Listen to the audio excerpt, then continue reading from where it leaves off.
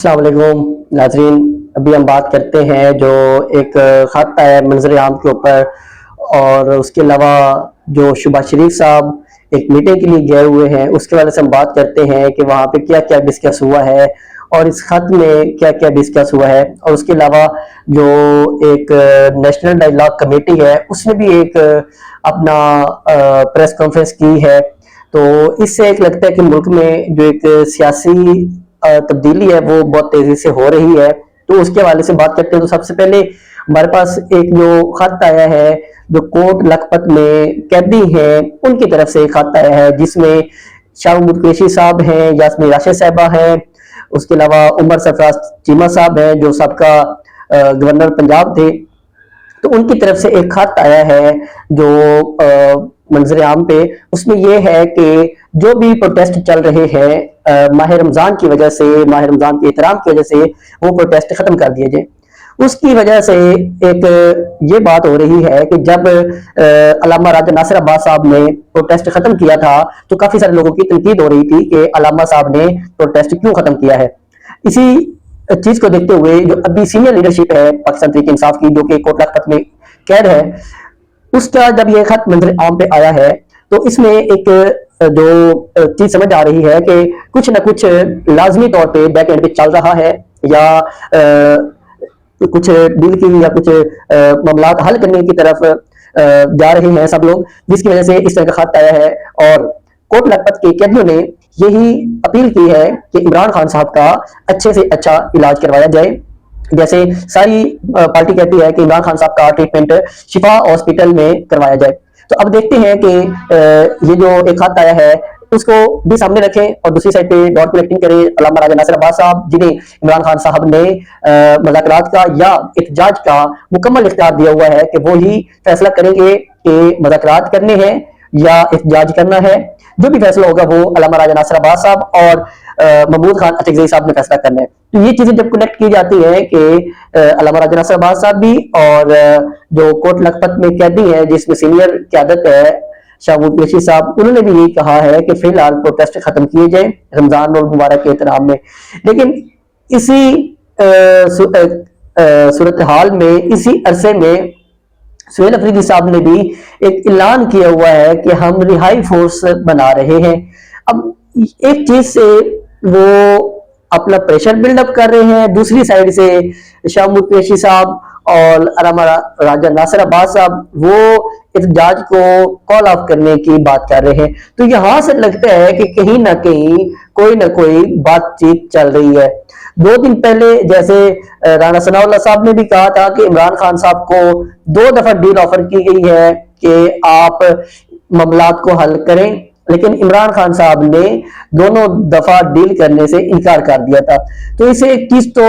जाहिर होती है कि इमरान खान साहब डील तो नहीं करने वाले। मुज़ाकरात वो हमेशा कहते हैं कि मेरे मुज़ाकरात के दरवाजे हमेशा खुले हैं, लेकिन मैं मुज़ाकरात करूंगा ताकतवर लोगों से जिनके पास इख्तियार हो। इस गवर्नमेंट के इख्तियार सबके सामने है कि इस गवर्नमेंट के पास कोई इख्तियार नहीं है। तो अब इस चीज को देखते हुए हर कोई ये क्यास राय कर रहा है कि मामलात बेहतरी की तरफ जाने के चांसेस हैं। लेकिन दूसरी साइड पे अगर मामलात बेहतरी की तरफ जाने के चांसेस हो तो वो नजर कुछ नहीं आ रहा, क्योंकि ना तो इमरान खान साहब की मुलाकात करवाई जा रही है, ना इमरान खान साहब का ट्रीटमेंट के लिए उन्हें किसी हॉस्पिटल शिफ्ट किया जा रहा है, ना इमरान खान साहब के जो पर्सनल डॉक्टर्स हैं उनसे मुलाकात करवाई जा रही है। जिस वजह से एक बात होती है कि ये सिर्फ टाइम डिलेइंग टैक्टिक्स है ताकि हम और टाइम बढ़ा सके या कुछ ना कुछ इस सिस्टम को थोड़ा और टाइम मिल सके। इस सिस्टम की क्या फरमाइश है खान साहब से? यही है कि आप इस सिस्टम को चलने दें, जो कि खान साहब नहीं मानते। तो इसलिए ये लोग हो सकता है ये टाइम डिलेइंग टैक्टिक्स हो। दूसरी साइड पे जो एक फवाद चौधरी साहब या नेशनल डायलॉग कमेटी है जिसमें इमरान हसनैन साहब है, महमूद मौलवी है, इन लोगों ने एक प्रेस कॉन्फ्रेंस की है और उन्होंने एक तजवीज रखी है कि हुकूमत को इस चीज पे आना चाहिए कि कौमी हुकूमत होनी चाहिए, जिसमें PMLN जो कि ऑलरेडी हुकूमत में है, पीपल पार्टी हो, उसके अलावा پی ٹی آئی ہو، جماعت اسلامی ہو، مولانا فضل الرحمان صاحب ہو، مطلب کہ ساری قومی حکومت ہو تو وہ مل کے 3 سال کے لیے حکومت کرے اور اس معاملات کو آگے چلائے۔ انہوں نے یہ کہا ہے کہ اگر آصف زرداری صاحب اور نواز شریف صاحب قومی حکومت پہ ایگری ہو جاتے ہیں تو عمران خان صاحب کو ہم منا لیں گے۔ یہ چیز ذہن میں رکھیں کہ یہ جو تینوں حضرات ہیں انہوں نے پی ٹی آئی چھوڑ دی ہوئی ہے، ان کا ابھی تک پی ٹی آئی سے کوئی تعلق نہیں ہے۔ باقی مزید جو بھی فیصلہ ہوگا وہ خان صاحب جب باہر آئیں گے تو وہ فیصلہ کریں گے کہ آیا ان کو انہوں نے ساتھ لے کے چلنا ہے یا نہیں چلنا۔ یہ ان کا ایک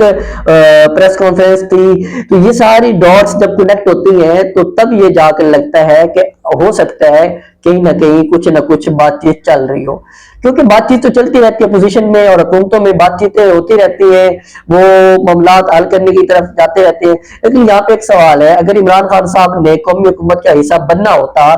تو انہوں نے آج تک جیل کیوں برداشت کی ہے، یا پھر انہوں نے ایک ان کا موقع ہے کہ میرا مینڈیٹ واپس کیا جائے یا پھر ری الیکشن کروایا جائے، اس جو چیف الیکشن کمشنر ہے ان کو چینج کیا جائے، یا مطلب کہ مختلف اصلاحات ہیں وہ کر کے پھر دوبارہ ایک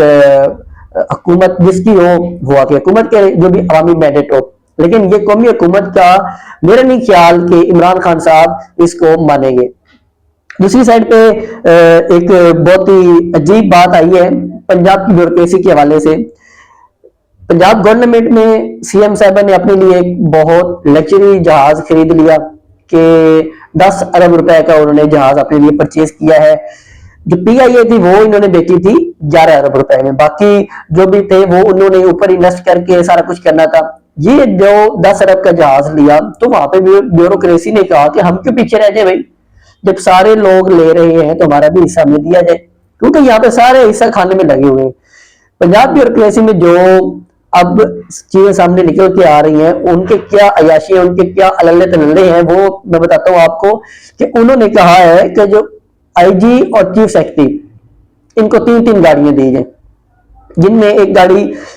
4700 سی سی کی ہوگی، 1800 سی سی کی ہوگی اور 1600 سی سی کی۔ یہ 3 گاڑیاں ان کو دی جائیں گی، اور ان کے علاوہ جو ان کا پیٹرول ہے وہ بھی بڑھایا جائے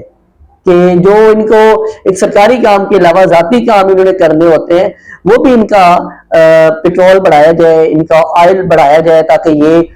آرام سے سفر کر سکیں یا جو بھی ان کو عیاشی ہو وہ اپنی کر سکیں۔ دوسری سائڈ پہ غریبوں کے لیے کیا ہو رہا ہے، وہاں پہ بھوک ہے، مہنگائی ہے۔ ابھی جو ایک رپورٹ آئی ہے یونائٹڈ نیشن سے، اقوام متحدہ کی، وہ دیکھیں، وہ کہتے ہیں کہ پنجاب میں غربت کا کیا حال ہے۔ یہ سارا کچھ جب دیکھتے ہیں تو عوام کے ذہن میں یہی آتا ہے کہ بھئی یہ لوگ ہیں کیا، اس سسٹم کو جو چلا رہے ہیں ان کو بھی دیکھنا چاہیے کہ یہ لوگ کر کیا رہے ہیں۔ ان کی عیاشیاں ختم نہیں ہو رہی ہیں، 3 گاڑی انہوں نے کہا ہے کہ جی ہمیں دیے اور پیٹرول میں ہمارا زیادہ بڑھایا جائے۔ بھئی جب آپ نے سرکاری کام کرنا ہے، ہر وقت تو آپ وہاں پہ جہازوں میں پھر رہے ہوتے ہیں، انہوں نے یہ ذاتی کام کے لیے ابھی تو 3 گاڑی انہوں نے خود کروائی ہیں، جو ان کو الگ سے دی جاتی ہیں وہ ان کا تو حساب ہی نہیں ہے نا، وہ تو ذکر ہی نہ کریں۔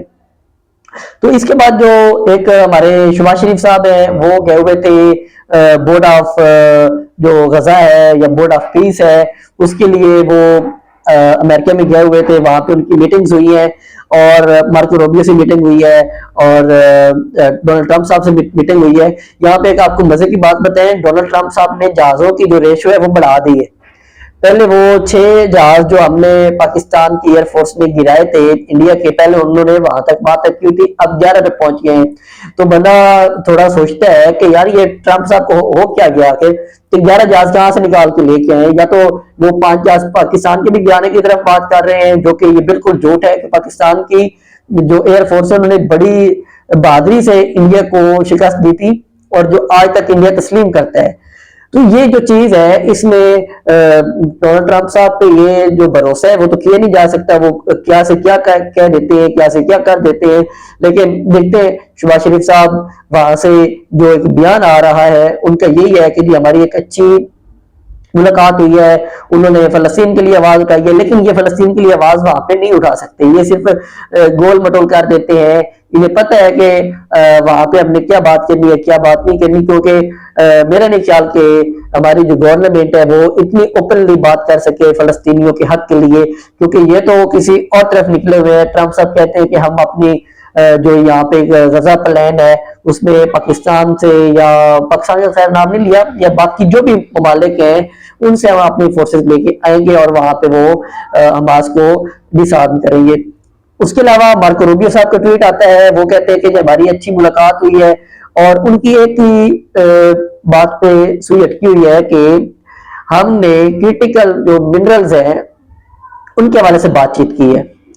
ان کو کریٹیکل منرلز چاہیے، اس کے علاوہ کچھ بھی نہیں چاہیے۔ تو اس کے علاوہ باقی مزید جو بھی اپڈیٹس ہوں گی ہم آپ سے ضرور شیئر کریں گے۔ ابھی تک کے لیے مجھے اجازت دیں، اللہ حافظ، شکریہ۔